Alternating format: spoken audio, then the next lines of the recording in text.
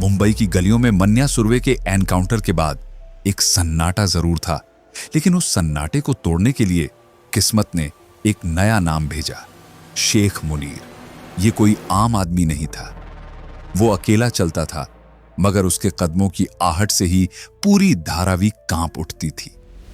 धारावी मुंबई का वो इलाका जहां टिन की छतों वाले घर आसमान को छूने का सपना देखते थे, जहां हर मोड़ पर किसी न किसी गैरकानूनी धंधे की बदबू आती थी। चमड़े का काम यहां सबसे बड़ा बिजनेस था। जानवरों की खालें, रंगाई, जैकेट, बेल्ट, जूते, सब कुछ। लेकिन इन सब के पीछे जो असली बॉस था वो कोई और नहीं, शेख मुनीर था। लोग कहते थे मुनीर का नाम सुनते ही धारावी की हवा रुक जाती है। वो इंसान नहीं, जैसे चलता फिरता खतरा था। लड़ाई में हथियार की उसे जरूरत ही नहीं पड़ती थी। अगर चाकू ना मिले तो तलवार उठा लेता, और अगर वो भी ना हो तो अपने ही दांतों से दुश्मन का खून निकाल देता। एक बार की बात है, धारावी का एक लोकल गुंडा जो खुद को इलाके का शेर समझता था, मुनीर से उलझ गया। मुनीर ने उसे घूरते हुए कहा, गलत गली चुन ली तूने, जान प्यारी है तो निकल जा, वरना ऊपर वाला भी तेरे लिए कुछ नहीं कर पाएगा। सामने वाला हंसा और बोला, धारावी में एक ही शेर रहेगा और वो मैं हूं। बस अगले ही पल जो हुआ वो पूरे इलाके ने देखा। मुनीर ने बिना कोई हथियार निकाले उस आदमी को ऐसे गिराया कि लोग कहते रह गए, मुनीर से भिड़ना मतलब मौत को दावत देना। उधर शहर के दूसरे कोने में दादर की गलियों में एक और नाम था, मन्या सुरवे। जहां मुनीर का खेल खून और डर पर चलता था, वहीं मन्या अपनी चालाकी और दिमाग से पूरा सिस्टम हिलाता था। मुंबई के पुलिस वालों के बीच एक मशहूर लाइन थी, मुनीर को पकड़ना मुश्किल नहीं, नामुमकिन है।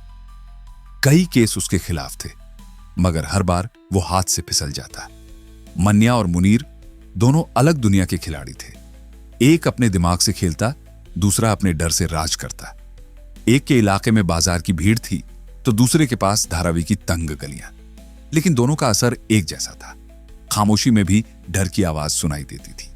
इसी बीच मुंबई की एक और ताकतवर शख्सियत वरदा राजन अपने साम्राज्य में मग्न था। माटुंगा, वड़ाला, दादर, एंटॉप हिल, सेवरी और धारावी, इन इलाकों में उसका सिक्का चलता था। हर साल माटुंगा स्टेशन के पास उसका मशहूर गणपति पंडाल लगता, जहां नेता से लेकर फिल्म स्टार तक आकर उसके पैर छूते। वरदा अक्सर कहा करता, इस एरिया में मेरे खिलाफ कोई नहीं जा सकता, मगर वक्त को कुछ और ही मंजूर था। दो नौजवान उसकी सल्तनत को हिलाने की तैयारी कर रहे थे, मन्या सुरवे और शेख मुनीर। मुनीर अब धारावी का बादशाह बन चुका था। किसी झगड़े में बस एक आवाज उठती, मुनीर को बुलाओ। उसकी लड़ाई की अपनी स्टाइल थी, तेज, खतरनाक और बेदर्द। दूसरी तरफ मन्या भी किसी से पीछे नहीं था। उसका नाम सुनकर भी लोग रास्ता बदल लेते। मुंबई का अंडरवर्ल्ड उस वक्त बारूद के ढेर पर बैठा था। एक तरफ वरदा की हुकूमत, दूसरी तरफ मन्या की समझदारी और मुनीर की दरिंदगी। तीनों की कहानियां अलग थीं, मगर शहर का अंधेरा सबको एक ही धागे में बांध चुका था। जब तक ये तीनों सांस ले रहे थे, मुंबई की रातें कभी चैन से नहीं सो सकती थी। साल 1977-78 के आसपास की बात है। मुंबई की सबसे खतरनाक जेलों में से एक, आर्थर रोड जेल। वहीं पहली बार दो ऐसे नाम आमने सामने आए जो आने वाले वक्त में शहर के अंडरवर्ल्ड की परिभाषा बदल देने वाले थे, मन्या सुरवे और शेख मुनीर। कहते हैं वरदा राजन के कुछ लोगों ने ही इन दोनों की मुलाकात करवाई थी। उन्हें लगा था कि ये दोनों वरदा के साथ मिलकर उसके गैंग को और मजबूत करेंगे। लेकिन किस्मत का खेल कुछ और ही था। जिन लोगों ने उन्हें दोस्त बनाया, वही अनजाने में वरदा के सबसे बड़े दुश्मन जोड़ रहे थे। जेल की दीवारों के भीतर शुरू हुई ये दोस्ती बाहर आते ही मुंबई के लिए तूफान बन गई। मन्या और मुनीर दो अलग मिजाज, मगर एक जैसा जोश। मन्या चालाक था, सोच समझकर कदम रखता था, और मुनीर पागलपन की हद तक खतरनाक। जेल से निकलते ही दोनों ने ऐसा खेल खेला कि वरदा राजन के धंधे की नींव हिलने लगी। वरदा अब बेचैन था। वो हर रोज आईने में खुद को देखता और बुदबुदाता, अगर ये दोनों ऐसे ही बढ़ते रहे तो मेरा नाम सिर्फ इतिहास में रह जाएगा। वरदा के पास सब कुछ था, पैसा, ताकत और ऊपर तक पहुंच। कांग्रेस, शिवसेना, यहां तक कि मुख्यमंत्री तक उसकी पहचान थी। बॉलीवुड के बड़े बड़े स्टार्स उसके पंडाल में आकर सिर झुकाते थे, लेकिन अब पहली बार उसे डर लग रहा था, क्योंकि सामने जो दो खिलाड़ी थे वो सिर्फ पैसे के लिए नहीं, नाम और इज्जत के लिए खेल रहे थे। वर्दा को समझ नहीं आ रहा था कि ये दोनों अचानक उसके खिलाफ कैसे हो गए। एक शाम अपने बंगले की छत पर सिगरेट पीते हुए उसने अपने आदमी से कहा, सीधा हमला करने से नाम खराब होता है, खेल तो दिमाग से खेला जाता है। वर्दा को अब एहसास हो चुका था कि गोलियां नहीं, चालाकी ही उसके काम आएगी। उधर पुलिस डिपार्टमेंट में एक नाम तेजी से उभर रहा था, रणबीर लेखा। मुंबई पुलिस के सबसे शातिर और दमदार अफसरों में से एक। पहले डोंगरी में तैनात थे, जहां दाऊद और पठान गैंग की दुश्मनी शहर को खा रही थी। रणबीर ने दोनों को आपस में भिड़वाकर एक चाल में खेल खत्म कर दिया था। वो कहा करता था, अगर लड़ाई खत्म करनी हो तो दुश्मनों को एक दूसरे का दुश्मन बना दो।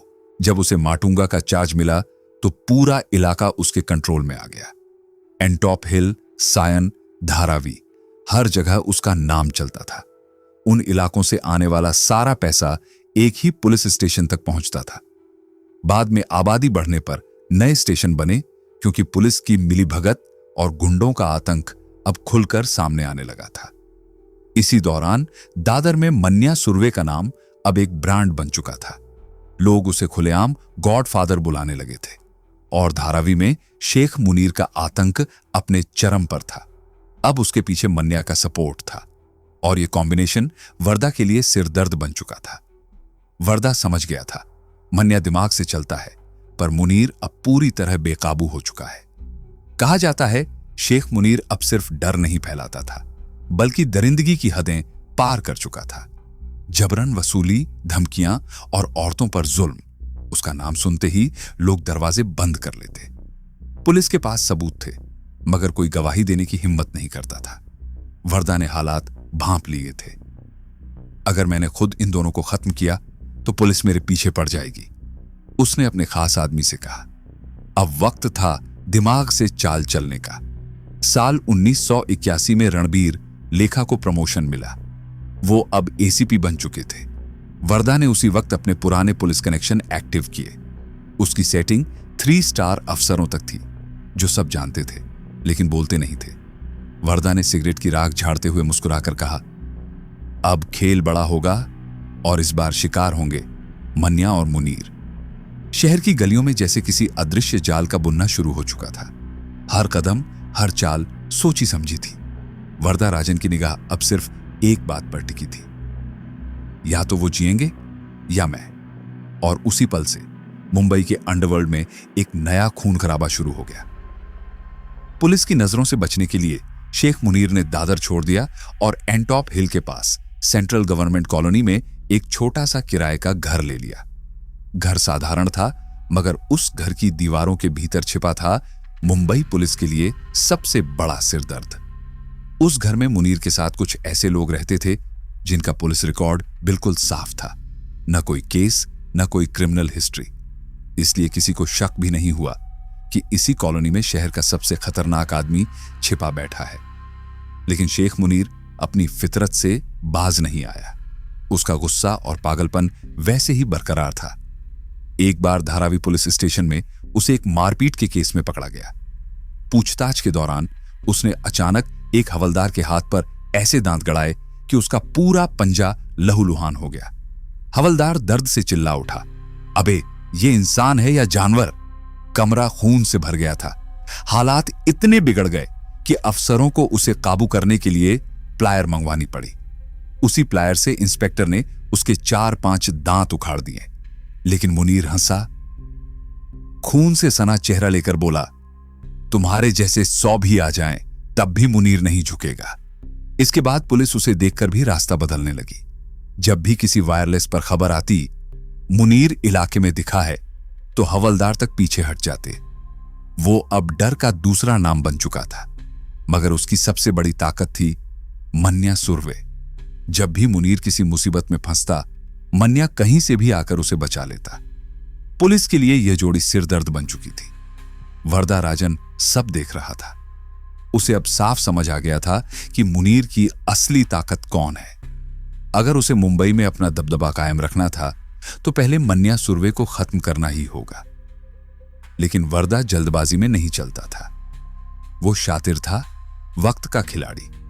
उसने अपने पुराने साथी एसीपी रणबीर लेखा से मुलाकात की और मन्या को फंसाने की प्लानिंग शुरू की। अगले 6 महीने तक वरदा ने खुद को मन्या के करीब कर लिया। वो अक्सर उससे मिलने आता, उसके कामों की तारीफ करता और धीरे धीरे उसे भरोसे में लेने लगा। एक दिन वरदा ने मन्या के सामने चाय का कप रखते हुए कहा, देख बेटा, तूने जो करना है कर, मुझे तेरे काम से कोई मतलब नहीं, मगर हमारे बीच लड़ाई नहीं होनी चाहिए। एरिया बांट लेते हैं, तू अपने काम कर, मैं अपने। और हां, मेरे लोगों को छूना मत, जो चाहिए बोल, मैं हूं ना तेरे साथ। वरदा की बातों में इतना भरोसा था कि मन्या उसकी चाल को पहचान नहीं पाया। उसे लगा कि वरदा जैसे बड़े आदमी से दोस्ती करने में ही फायदा है, पुलिस से भी बचाव रहेगा और धंधा भी बढ़ेगा। उसने वरदा की बात मान ली, पर उसे जरा भी अंदाजा नहीं था कि वो खाई के किनारे खड़ा है। वरदा ने धीरे धीरे उसे पूरी तरह अपने भरोसे में ले ली, पैसों से मदद दी और यहां तक कि जब मन्या अपनी गर्लफ्रेंड के साथ कहीं जाता तो वरदा खुद अपनी कार दे देता। लेकिन वो कार वरदा का सबसे बड़ा ट्रैप थी। सब कुछ पहले से सेट था, रंग, नंबर और लोकेशन तक। साल 1982, मुंबई शहर में इतिहास बनने वाला था। पहला पुलिस एनकाउंटर। मन्या को इस बात का बिल्कुल अंदाजा नहीं था कि जिस कार में बैठा है वही उसकी आखिरी सवारी होगी। जैसे ही वो वड़ाला की सड़क पर पहुंचा, पुलिस ने चारों तरफ से घेर लिया। कुछ ही सेकंड में गोलियों की बौछार शुरू हो गई। थाम लो उसे, किसी अफसर की आवाज गूंजी और अगले ही पल मन्या सुर्वे का शरीर गोलियों से छलनी हो चुका था। मुंबई का पहला एनकाउंटर, और यहीं खत्म हो गई उस शेर की कहानी जिसने सिस्टम को खुली चुनौती दी थी। पुलिस ने इसे अपनी जीत बताया, मगर धारावी की गलियों में कोई और अब खामोश नहीं था। वो था शेख मुनीर। मन्या की मौत ने उसे तोड़ नहीं दिया, बल्कि और खतरनाक बना दिया। वो खामोशी से बोला, जिसने मेरे भाई को मारा है अब वो चैन से नहीं जिएगा। उसकी आंखों में सिर्फ एक नाम जल रहा था, इंस्पेक्टर इशाक बागवान। और उसी पल मुंबई के अंडरवर्ल्ड में खून के बदले खून का खेल शुरू हो गया। मुनीर का गुस्सा अब हदें पार कर चुका था। हर रात, हर सुबह इशाक बागवान के घर पर फोन की घंटी बजती। उधर से वही पागलपन भरी आवाज आती, अबे सुन, तूने मेरे दोस्त को मारा है ना? देख, अब तुझे मैं जिंदा नहीं छोड़ूंगा। हर कॉल में गालियां, धमकियां और चीखें भर जाती थीं। इशाक बागवान और उनका पूरा परिवार अब डर के साए में जी रहा था। लेकिन ये फोन कॉल्स तो बस तूफान से पहले की खामोशी थी। एक रात घर की डोरबेल बजी। बागवान की पत्नी ने धीरे धीरे दरवाजा खोला। सामने 2 अजनबी खड़े थे। उनमें से एक ने ठंडी निगाहों से कहा, हम जानते हैं तुम्हारा आदमी कहां काम करता है, उसे बोल देना, अब बच नहीं पाएगा। दरवाजा बंद हुआ, लेकिन उस धमकी की गूंज पूरे घर में फैल गई। अब खतरा सिर्फ इशाक तक नहीं था, पूरा परिवार निशाने पर था। मुनीर अब जुनून में जी रहा था। उसने कसम खा ली थी कि मन्या सुर्वे के एनकाउंटर में शामिल हर पुलिस वाले को सबक सिखाएगा। एक एक का पता निकाला, घर तक का रास्ता याद कर लिया, और अब वो हमेशा 3-4 बंदूकधारी गुर्गों के साथ घूमता था। मुंबई की गलियों में अब एक नया डर फैल चुका था, मुनीर का खौफ। कई बार उसने पुलिस वालों पर हमला करने की कोशिश की, पर हर बार वक्त उसके खिलाफ चला गया। कभी वो कुछ देर से पहुंचता, कभी टारगेट वहां से पहले ही निकल जाता। हर कोशिश नाकाम, मगर उसकी हिम्मत वैसी की वैसी रही, एक पागल शेर की तरह जो हार मानना जानता ही नहीं। एक बार रेलवे स्टेशन पर चेन स्नैचिंग करते वक्त जीआरपी ने उसे धर लिया। कोर्ट में पेशी के दौरान जैसे ही मौका मिला, वो खिड़की से कूद गया और भीड़ में गुम हो गया। उसके खिलाफ 35 से ज्यादा केस दर्ज थे। लूट, हत्या की कोशिश, हर बड़ा गुनाह उसके नाम लिखा था। मन्या सुर्वे के एनकाउंटर के बाद पूरे 1 साल तक पुलिस ने उसे ढूंढने की कोशिश की। इशाक बागवान और उनकी टीम रात दिन प्लान बनाते, लेकिन मुनीर हर बार जैसे हवा में गायब हो जाता। फिर एक दिन तहकीकात के दौरान एक अहम सुराग मिला। मुनीर का एक करीबी दोस्त था, पुष्किन मालपरोस, वर्सोवा के एक सुनसान इलाके में रहने वाला ईसाई लड़का। वो अक्सर मुनीर को अपने घर में छिपने की जगह देता था। घर में बस उसकी माँ और बहन शरीना रहती थी। पुलिस को यकीन था अगर पुष्किन तक पहुंच गए तो मुनीर खुद सामने आ जाएगा। पुष्किन भी कोई दूध का धुल्ला नहीं था। उस पर भी चेन स्नैचिंग और लूट के कई केस दर्ज थे। एक दिन उसे डीएन नगर पुलिस ने पकड़ लिया। अब वो सलाखों के पीछे था और घर वाले जमानत के पैसे जुटा नहीं पा रहे थे। इशाक बागवान ने यहीं से अपना गेम शुरू किया। उन्होंने शरीना से मुलाकात की। अगर तुम चाहो तो तुम्हारा भाई आज ही बाहर आ सकता है, बागवान ने कहा। शरीना ने हैरानी से पूछा, कैसे? बस तुम्हें हमारी मदद करनी होगी, बदले में हम तुम्हारे भाई की जमानत करा देंगे। शुरू में शरीना डर गई, मना भी किया, लेकिन भाई के लिए उसका दिल पिघल गया। ठीक है, उसने धीमी आवाज में कहा, मैं कोशिश करूंगी उसे मनाने की। और फिर वही हुआ जो पुलिस चाहती थी। इशाक बागवान और उनकी टीम ने पुष्किन की पूरी जमानत राशि भरी। पुष्किन जेल से बाहर आ गया, मगर उसे नहीं पता था कि बाहर जो खेल शुरू होने वाला है वो उसके और मुनीर दोनों के लिए जानलेवा साबित होगा। अब बागवान की टीम निशाने पर थी और इस बार वक्त ने दोनों तरफ बंदूकें तान दी थीं। पुलिस ने पुष्किन को साफ साफ समझा दिया था, देख, जब भी मुनीर से बात हो और वो मिलने को कहे, हमें तुरंत बताना, बस एक कॉल और खेल खत्म। कुछ दिनों बाद वही वक्त आ गया जिसका पुलिस इंतजार कर रही थी। पुष्किन ने शेख मुनीर को वर्सोवा बुलाया, गंगा भवन के पास। मुनीर को क्या पता था कि जिस मुलाकात का उसे इंतजार है वही उसकी आखिरी मुलाकात साबित होने वाली है। उस शाम माहौल कुछ अजीब था। समुद्र की हवा भी जैसे थमी हुई थी। पुलिस ने पहले से ही जाल बिछा रखा था। ऑपरेशन की कमान इशाक बागवान के हाथ में थी। साथ में अशोक देसाई, फतेह सिंह गायकवाड़ और गुरुनाथ गावकर जैसे सीनियर अफसर मौजूद थे। करीब 8 से 10 कांस्टेबल भी तैयार खड़े थे। लेकिन इस मिशन में एक अफसर ऐसा था जो असली कहानी नहीं जानता था, गुरुनाथ गावकर। उसे लगा था कि यह बस एक नॉर्मल गिरफ्तारी है। उसे नहीं मालूम था कि आज रात पुलिस सिर्फ पकड़ने नहीं बल्कि खत्म करने निकली है। पुलिस ने 3 ऑटो रिक्शा किराए पर लिए थे। उस दिन पुष्किन की बहन शरीना को भी बुलाया गया। वो बुरखे में थी ताकि कोई उसे पहचान न सके। तुम्हें बस मुनीर को पहचानना है, बाकी हम संभाल लेंगे, पुलिस ने उसे समझाया। तीनों ऑटो धीरे धीरे गंगा भवन के बाहर पहुंचे। एक ऑटो में शरीना बैठी थी। जैसे ही वे यारी रोड पहुंचे, उसने इशारा किया। वो रहा शेख मुनीर।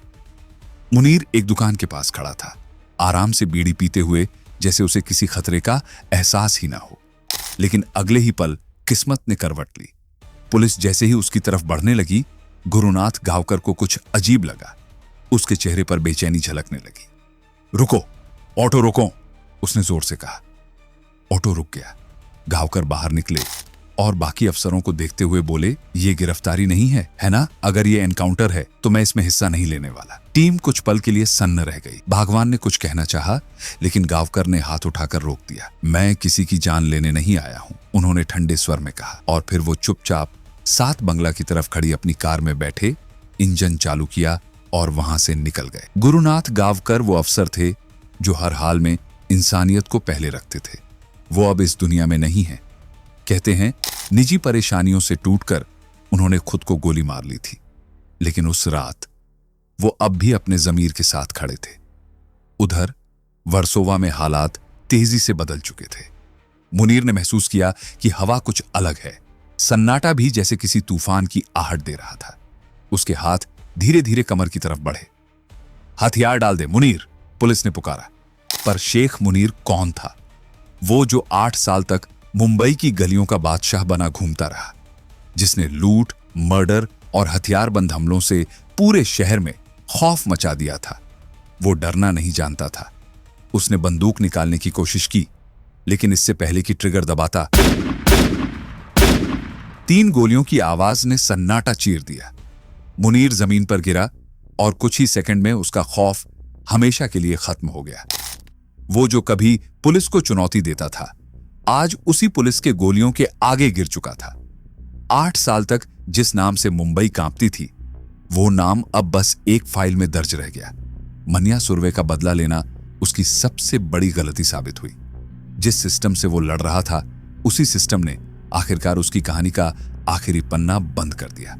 और बस एक और गैंगस्टर की कहानी खत्म हो गई। तो दोस्तों, ये थी मन्या सुर्वे के खास दोस्त शेख मुनीर की कहानी, एक ऐसा गैंगस्टर जिसने पुलिस को ललकारा और उसी ललकार में अपनी जान गंवा बैठा। अगर आपको ये कहानी पसंद आई हो तो वीडियो को लाइक जरूर करें और बताएं कि अगली बार किस गैंगस्टर की सच्ची कहानी सुनना चाहेंगे। ऐसी ही और रियल लाइफ क्राइम स्टोरीज के लिए चैनल को सब्सक्राइब करें और बेल आइकन दबाएं ताकि जब भी हम कोई नई स्टोरी लाएं आपको सबसे पहले नोटिफिकेशन मिले।